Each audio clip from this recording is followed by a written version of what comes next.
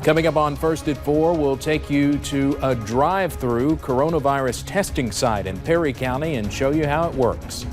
And a brewery in Pike County is using their skills to make a much-needed item during this COVID-19 pandemic. And soggy weather continues tonight with more gloomy weather for the first day of April. First at 4 is next. Dedicated to Eastern and Southern Kentucky, this is WYMT Mountain News First at 4.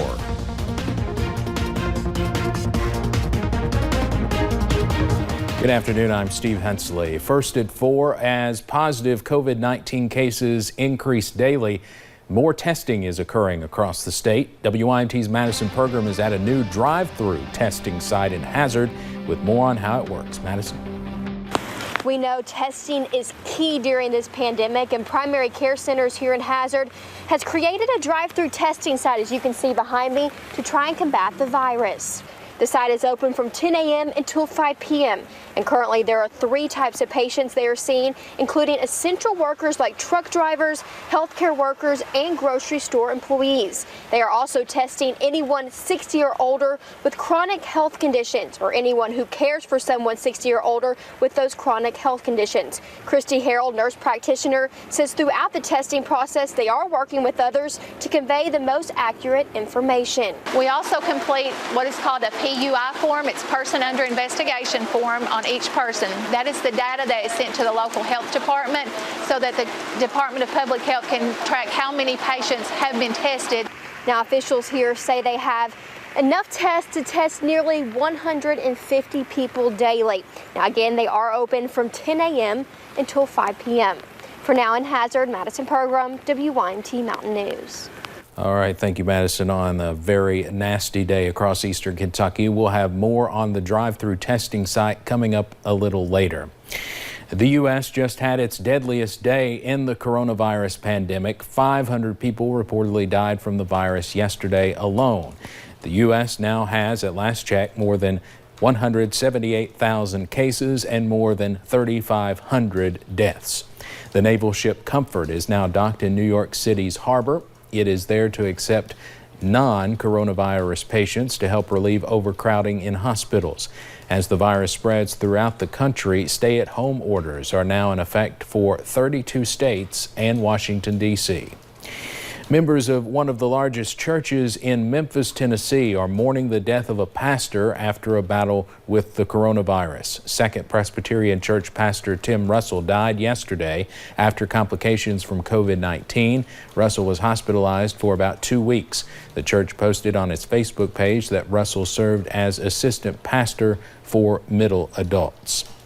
President Donald Trump spent the day speaking with network service providers and meeting with his task force ahead of possible changes in federal guidelines. The Trump administration could reveal stricter social distancing guidelines a little later this afternoon based on updated coronavirus models. Now, the task force news conference is scheduled for 5 o'clock. Of course, that's the same time as Governor Beshear's news conference. We will have Governor Beshear's news conference on WYMT. We will put President Trump and the coronavirus task force on our second channel, H&I, and may join that in progress on WYMT if it runs late.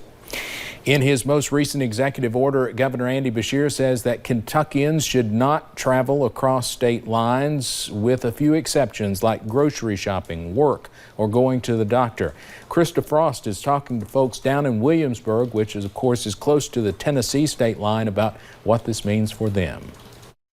Limiting the amount of people going out, closing the places they could go. I mean, everything's a necessity. Everything that's being done is a necessity. And now Governor Beshear's asking Kentuckians not to go to Tennessee if you can help it, leaving leaders on those bordering counties wondering how they put a stop to that. I don't think you can regulate. I really don't. One idea tossed out. Someone asked me that question, said, are you going to send your officers down to the Tennessee border and say, stop, what are you doing? There's no way. Harrison says that would cause too much backup in an already busy highway. And anyway, I don't need my officers down at the border when I need them here.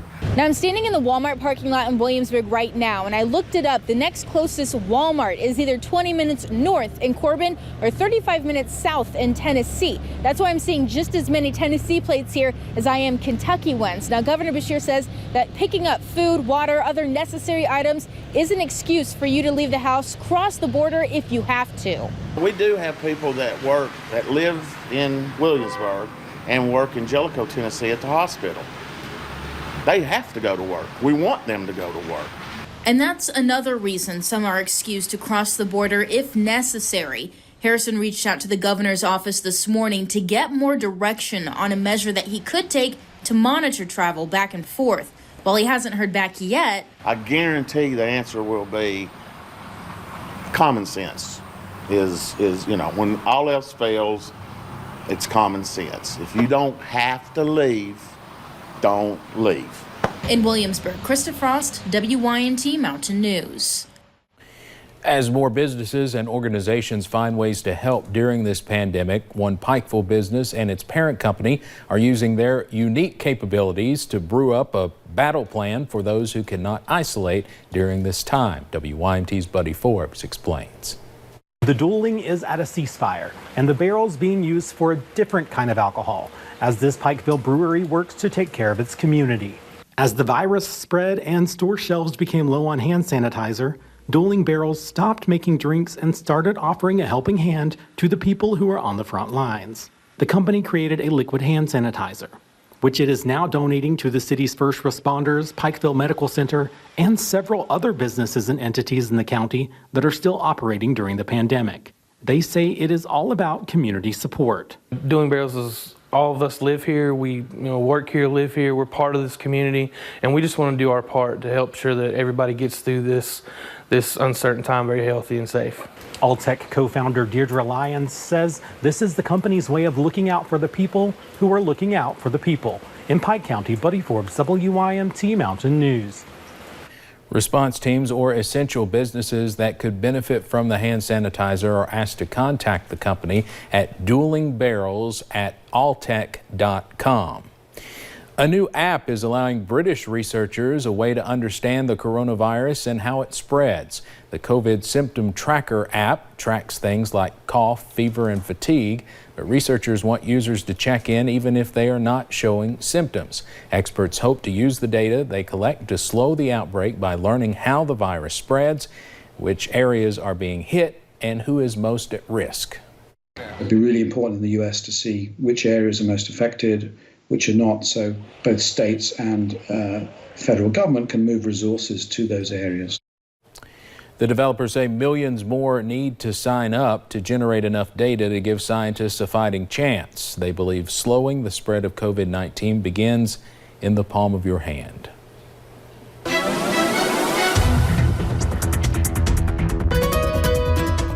It's been a very nasty and gloomy day here in the mountains, and it'll get out of here tonight, but we're still going to hang on to those rain chances at least for the next few hours. We'll go ahead and take you up to a few of those cameras looking along Interstate 75 in London. We've just seen that rain throughout the day, and if you are out and about, take it easy. Definitely seeing some water on the roadways. Looking over into Stonecrest, looking very gloomy and wet over there. And as we scan the skies, at least we're starting to get some lighter rain. I know earlier this morning we were seeing kind of those darker yellows and those oranges, especially down into the Cumberland Valley. So it looks like they're starting to get a little bit of a break. But those temperatures, whoo, they are chilly out there, especially to the 80s that we were seeing last week.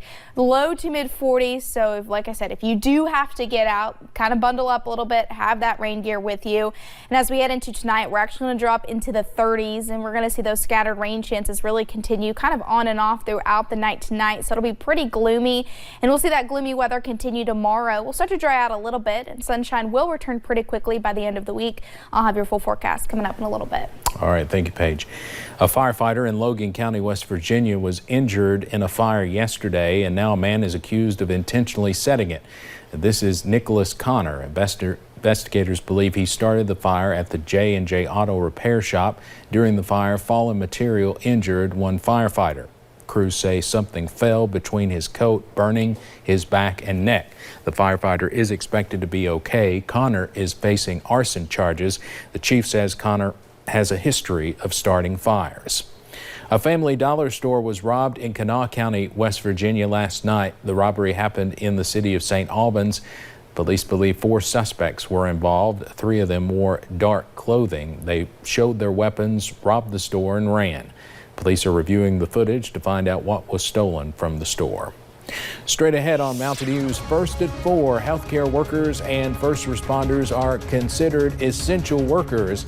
Now grocery store employees fall under that term. And gloomy weather continues tomorrow, but when does that sunshine return? I'll have those details coming up.